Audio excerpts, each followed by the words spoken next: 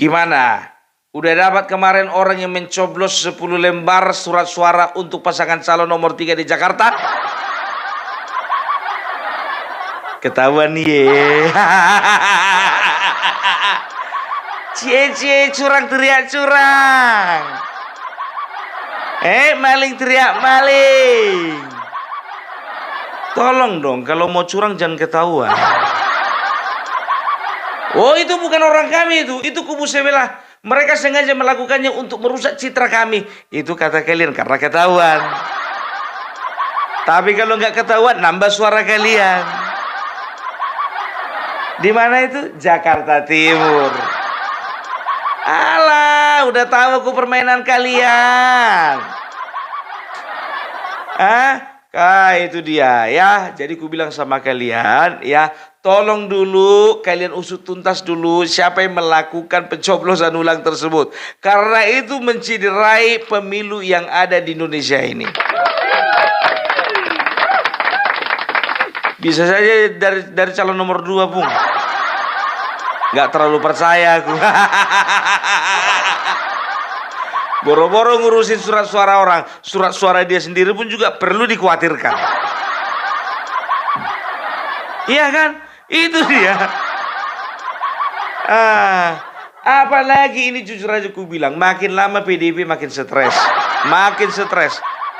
Karena banyak kali kata-katanya ya yang seolah-olah mereka tidak menerima kekalahan. Memang sulit untuk menerima kekalahan. Lebih gampang untuk menerima kemenangan. Tapi paling tidak kalau kalian sulit menerima kekalahan, akuilah kemenangan lawan.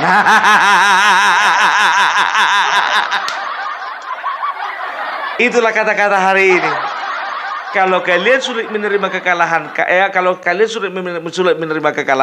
ya paling tidak kalian bisa mengakui kemenangan lawan. Sungguh indah kata-kata itu untuk kuucapkan. Tapi sulit untuk kalian praktekkan.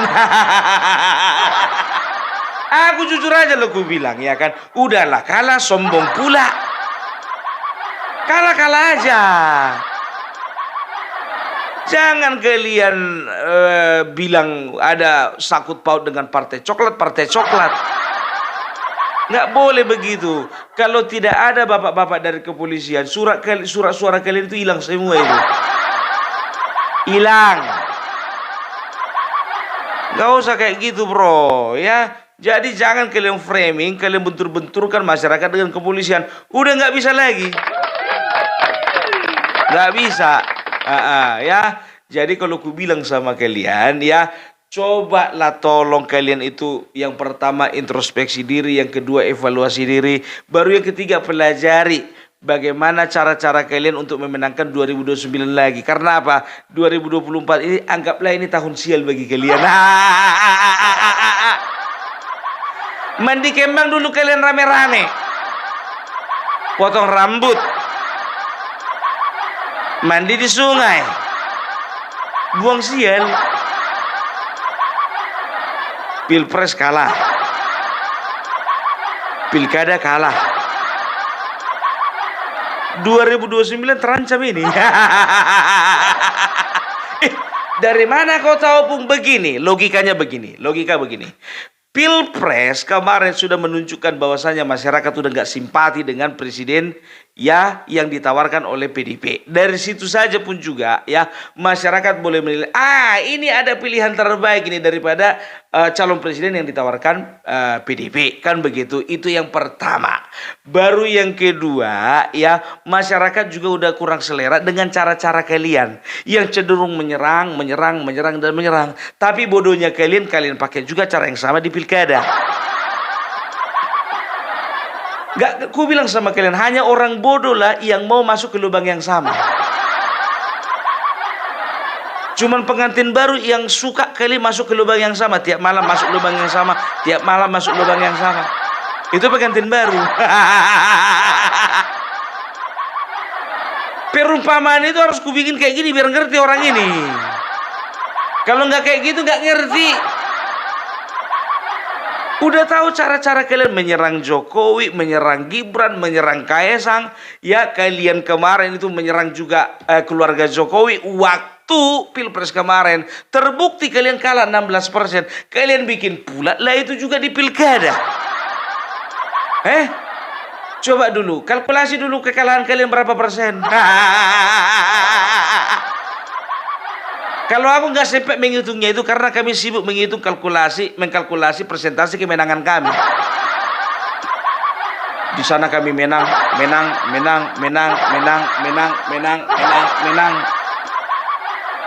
Jadi kalian hitung sendirilah. Kurasa gambaran Sumatera Utara dan Jawa Tengah sudah jelas ya.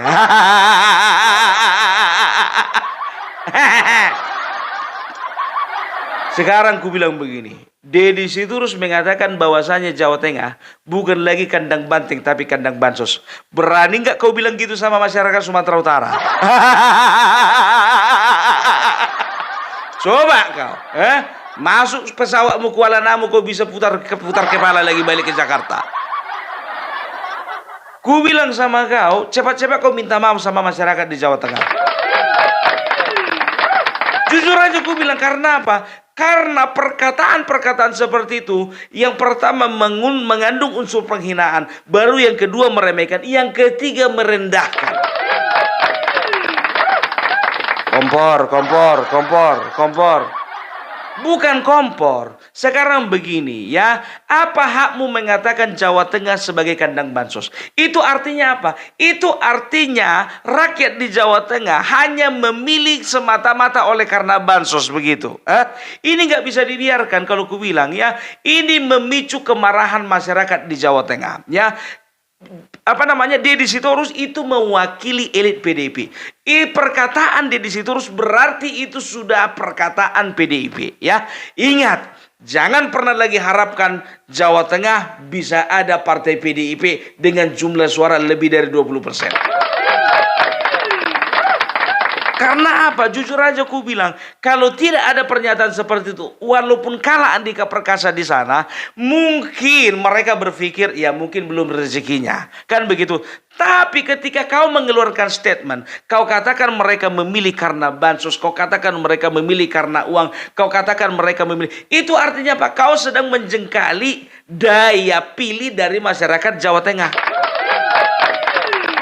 Kau sedang mencontohkan atau kau sedang mengklarifikasi bahwasanya rakyat Jawa Tengah bukan pemilih cerdas. Karena apa? Karena gampang dicekoki dengan bansos. Sekarang ku bilang sama kau, kalau kalian menang mungkin betul ya bahwasanya rakyat di sana dicekoki bansos menang, kan begitu. Tapi ini tidak. Ahmad Lutfi bergerak bukan karena bansos. Itu ku bilang. Cuman satu aja senjatanya biar tahu kalian ya. Apa itu? Ahmad Lutfi berdiri di samping Bapak Jokowi keliling Pulau Jawa sambil bagi-bagi kaos. Selesai. Ya, itu makanya aku bilang selesai.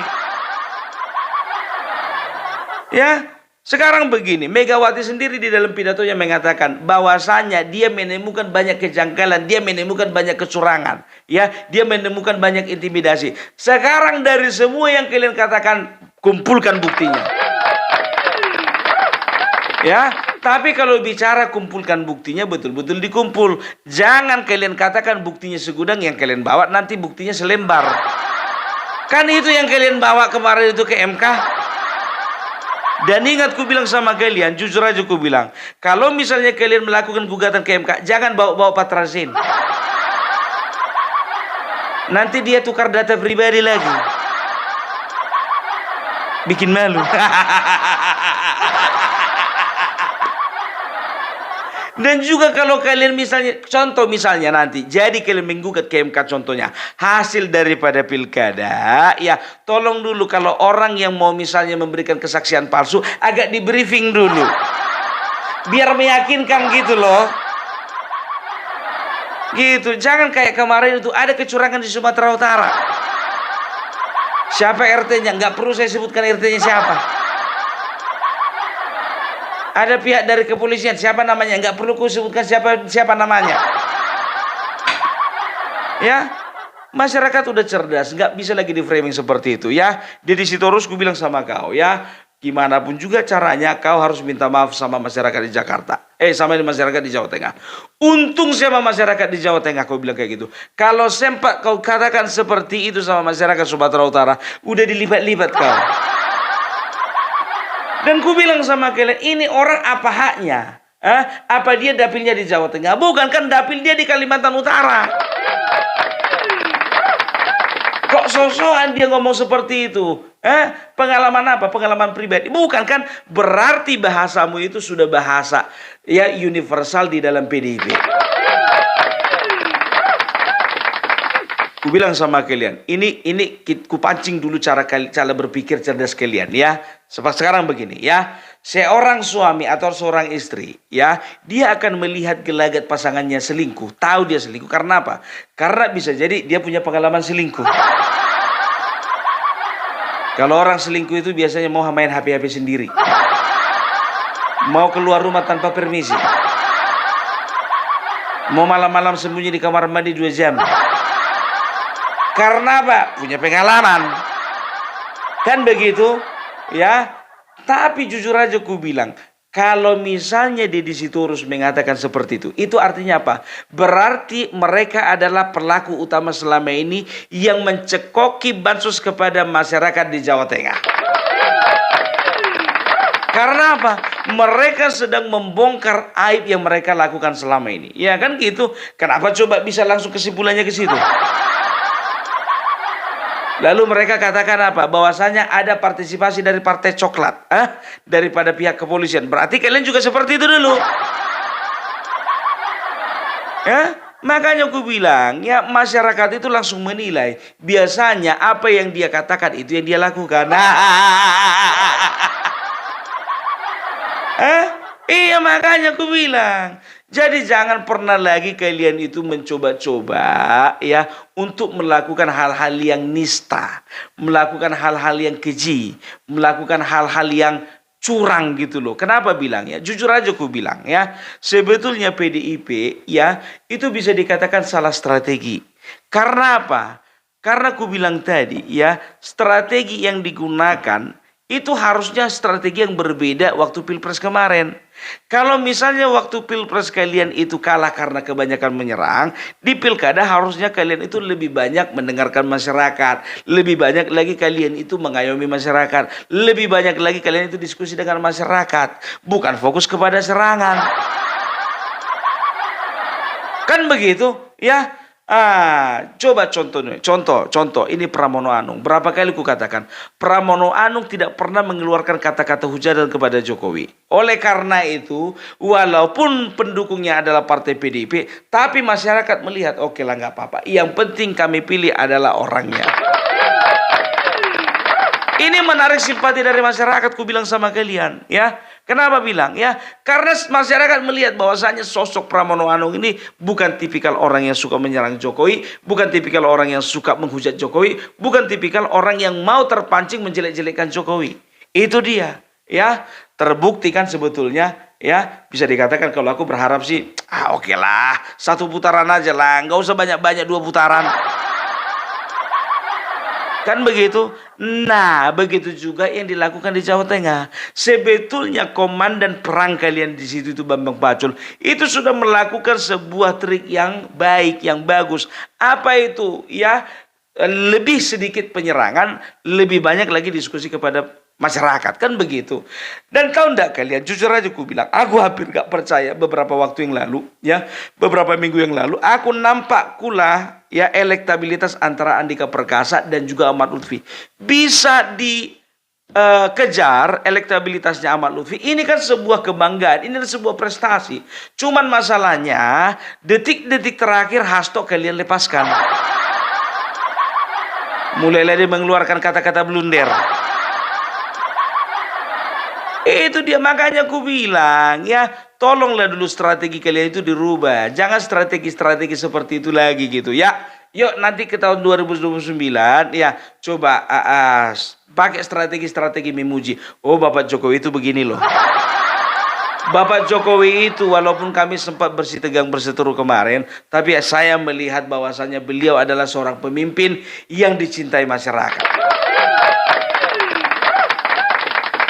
Bilanglah kayak gitu di setiap kampanye kalian. Naik suara kalian. Naik. Gitu. Tahu enggak kalian ya? Biasanya manusia tidak jatuh oleh karena kritik, tapi manusia cenderung jatuh oleh karena pujian.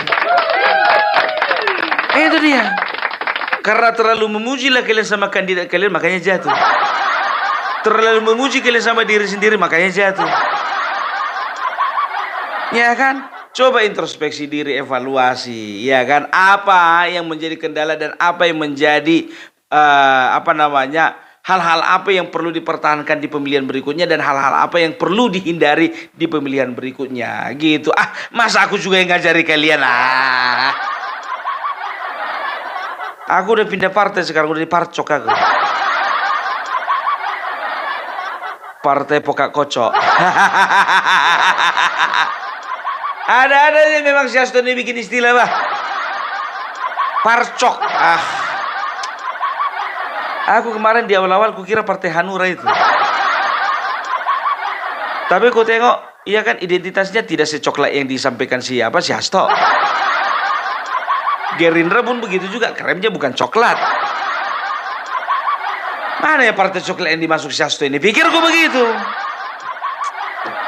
Alah. Jadi itulah ku bilang ya. Jadi Deddy Sitorus ya, ini sangat berbahaya. Statementmu terhadap masyarakat di Jawa Tengah ya, itu sangat berbahaya. Jadi begini ya, aku bisa menangkap ya, Jawa Tengah adalah salah satu provinsi yang paling miskin di Pulau Jawa. Ingat ya, aku tidak mengatakan seluruh provinsi, tapi yang paling miskin di Pulau Jawa ya.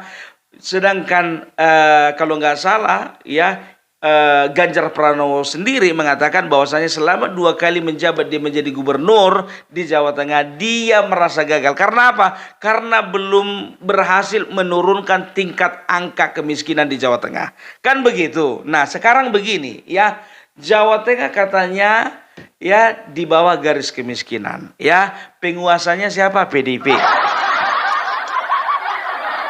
Partai paling banyak siapa? PDIP. Bukan Parcok, bukan Golkar, PDIP. Jadi kalau memang PDIP di sana menjadi pemenang, coba dong angkat dong Jawa Tengah dari angka kemiskinan.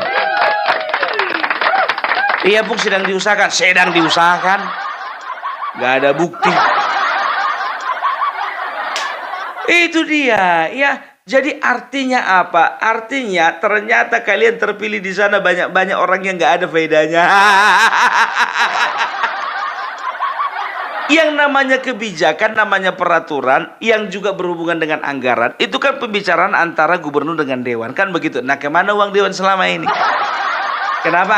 Kemana anggaran selama ini? Ayo dong, fair dong. Jadi itu ku bilang ya, jangan pernah ingat ya, senjata yang kau gunakan untuk menyerang orang lain, senjata itu juga yang akan kembali kepadamu. Mantap kali kata-katamu pun. Dari mana itu? Bumerang. Bumerang kan begitu, lempar balik lagi sama kita. Ya, itu dia. Jangan pernah ketika kau menyampaikan statement seperti itu ya, kau katakan bahwasanya masyarakat di Jawa Tengah adalah masyarakat bansos, ya, kandang bansos. Itu artinya kau sedang memframing kami yang ada di luar Sumatera, yang di luar Pulau Jawa, terlebih lagi di luar Jawa Tengah. Kau sedang memframing bahwasanya masyarakat di Jawa Tengah memilih bukan karena kecerdasan, tapi karena bansos. Aku jujur aja aku bilang, walaupun aku orang Sumatera Utara, aku tidak setuju dengan bahasamu seperti itu. Ya, karena apa? Ini menyakiti hati rakyat yang ada di Jawa Tengah. Ku bilang sama kalian, jangan mimpi kalian bisa ada peringkat pertama lagi banteng di Jawa Tengah kalau masih kayak gitu sifat kalian. Serius. Ya, jadi jangan main-main. Ya, jangan pernah main-main dengan ucapan. Karena apa? Orang itu dinilai dari ucapan. Lagian juga sekarang ku tanya dulu sama kalian, ini yang namanya Deddy Sitorus dari mana sih dapilnya? Dapilnya kan bukan Jawa Tengah, dapilnya Kalimantan Utara. Fokus saja kau sama Kalimantan Utara, kenapa? Gimana bisa ku bilang begitu, Bung? Dia itu kan pengurus DPP. Iya, ya jadi kalau bisa dikatakan jujur saja loh, ku bilang kalian harus mengakui kehebatan Jokowi. Coba ya, Joko Widodo sekurus itu, tapi dia bisa menghimpun kekuatan bergabungnya semua partai-partai tunduk di bawah otoritasnya dia. Ngeri kali bahasamu, Bung, tunduk di bawah otoritasnya dia. Sekarang begini, tidak perlu pun ada label. Kalau dia seorang pemimpin yang punya karisma, ya, itu akan banyak pengikutnya itu, biar tahu kalian. Serius. Makanya aku bilang, ya, kalau untuk Megawati, ya, setelah itu Deddy Sitorus, setelah itu juga ada lagi siapa itu tukang serang itu, Adian Apitupulu. Sekarang sudahilah permainan kalian itu, ya. Yang kalian perlu lakukan itu adalah bagaimana menata supaya kalian itu jangan kalah lagi 2029. Karena biasanya di mana ada Joko Widodo di situ kalian menang. Takutnya kalian di situ nggak ada Joko Widodo, di situ kalian nggak menang-menang. Terlampau lama nanti kekalahan kalian. Itu dia, ya. Jadi kalau kukatakan, ya, sebetulnya untuk Deddy Sitorus, setiap perkataannya itu tidak beralasan. Ya, nggak beralasan. Karena apa? Bagaimanapun juga pemilih di Jawa Tengah sama cerdasnya dengan pemilih di Jakarta. Sama cerdasnya dengan pemilih di Jawa Barat. Sama cerdasnya dengan pemilih di Sumatera Utara. Gitu dia, ya. Untung aja bukan di Sumatera Utara itu kejadian. Ku bilang sama kalian. Kalau sempat dibilangnya di Sumatera Utara, jujur aja ku bilang, jalan-jalan dia ke Sumatera Utara, begitu nyampe Kuala Namu itu pesawat putar kepala. Karena apa? Udah ada yang bikin spanduk yang namanya Deddy Sitorus dilarang masuk Sumatera Utara. Itu dia, karena apa? Makanya aku bilang, ya, coba Deddy Sitorus ini yang dibilanglah katanya bukan kandang banting lagi, dibilanglah katanya Jawa Tengah kandang basos, dibilanglah katanya banting sudah pindah dari Jawa Tengah ke Jakarta. Sekarang aku tanya dulu sama kau, itu betul-betulan pindah? Atau cuman mampir? Mampir kali, soalnya udah nggak utuh.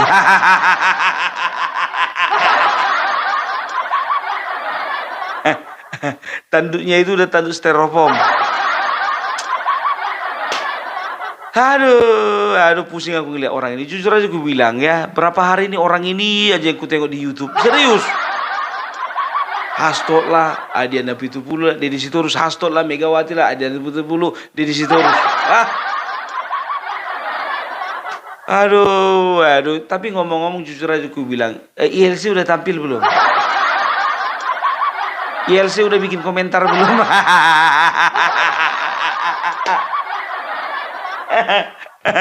Aduh. Makanya aku bilang sekarang di mana-mana, ya, di setiap ada acara talk show, ya, itu biar tahu kalian biasanya yang namanya kader banting itu galaknya minta ampun, sekarang menciut.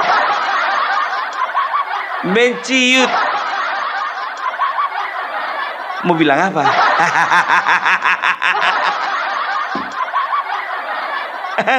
Itu dia. Jadi jangan pernah kalian salah-salahkan Jokowi. Padahal Bapak Jokowi udah nggak jadi presiden, kan tetap kalian salahkan Jokowi. Ya, makanya Deddy Sitorus, ya, aku bilang sama kau, ya, cepat-cepat kau minta maaf. Kalau nggak berani kau minta maaf secara langsung, kau bikinlah video TikTok.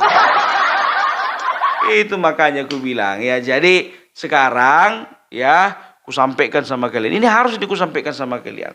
Ya, ini PDIP, jujur aja aku bilang, PDIP kemarin karam di Pilpres, tenggelam di Pilkada.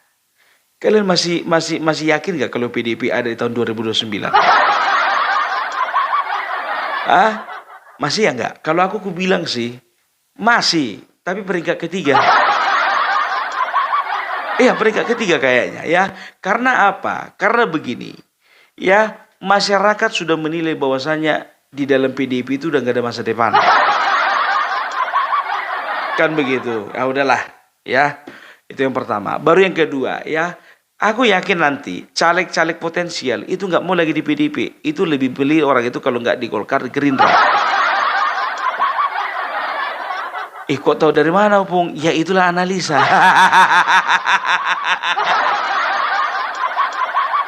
Kau jangan kayak gitu, kau Opung. Kalau nggak suka. Tapi jangan kau jelek-jelekan partai orang. Siapa menjelekkan? Aku tidak menjelekkan. Aku sedang membeberkan fakta yang sebenarnya. Itu dia, ya. Jadi kalau kalian masih mau bertahan di tahun 2029, baik-baiklah kalian. Makanya aku bilang, ya, jadi itu aja dulu Opung Perbelak. Salam NKRI. NKRI hormati.